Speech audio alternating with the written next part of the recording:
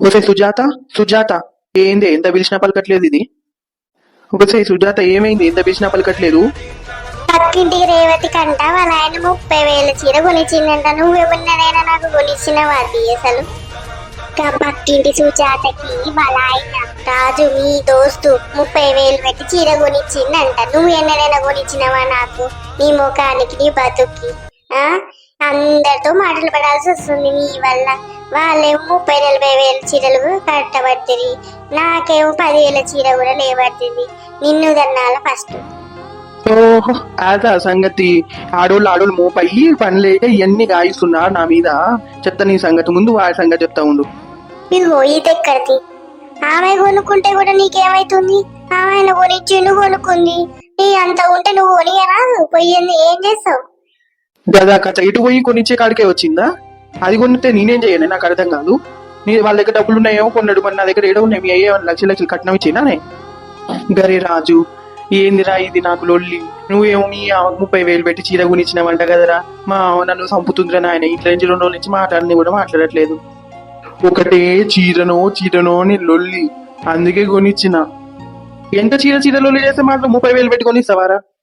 ఏంటి నా దగ్గర ఎక్కడ ఉన్నాయన్నా 30,000? నువ్వు భలే ఉన్నావు. ఆ 300 చీర కొని ఆడ ఇంకొక 100 రూపాయలు పెడితే 3,000 అని ప్రైస్ ట్యాగ్ రాసిస్తారా, అది తెచ్చి దానికి ఇచ్చిన.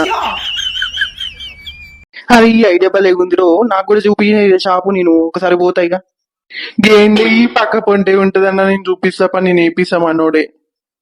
ఇగో సుజాత, వాళ్ళ ఆయన 30,000 చీర కొనిస్తే నీకు నేను 40,000 పెట్టి తీసుకొచ్చిన, సరేనా? నా బంగారమే 40,000 పెట్టి చీర తెచ్చినావా? మా ఆయన ఎంత మంచోడో, నన్ను ఎట్లా చూసుకుంటున్నాడో. చూసినావా ఎట్లా మారిందో కొద్ది నిమిషాల. ఈ ప్రేమంతా నా మీద అనుకుంటున్నారా? కాదు, చీర తెచ్చినందుకు. ఇక్కడనే ఉండు, నేను పక్క పంటి రజిత దగ్గర పోయి మా ఆయన కూడా 40,000 చీర తెచ్చిందని చూపించేస్తా, సరేనా? ఓ నీకే అంత తెలివి ఉంటే నీ మొగన్ని నాకెంత తెలివి ఉండాలనే. ఓ రజిత, మా ఆయన కూడా 40,000 పెట్టి చీర తీసుకొచ్చింది, ఎట్లుందో జర చూసి చెప్పరాదు. నువ్వు 40,000 పెట్టి చీర తెచ్చిందాని. మీ ఆయన కంటే ఎంత మంచోడే, ఎంత బాగా చూసుకుంటుండే నిన్న తలకి. మా ఆయన ఉన్నది దండగా. ఇగో చీర ఇంత మంచిగా ఉంది, మా ఆయనకి ఎప్పుడు కనపడలేదట్టుంది, ఇట్లా తీసుకురాలేదు.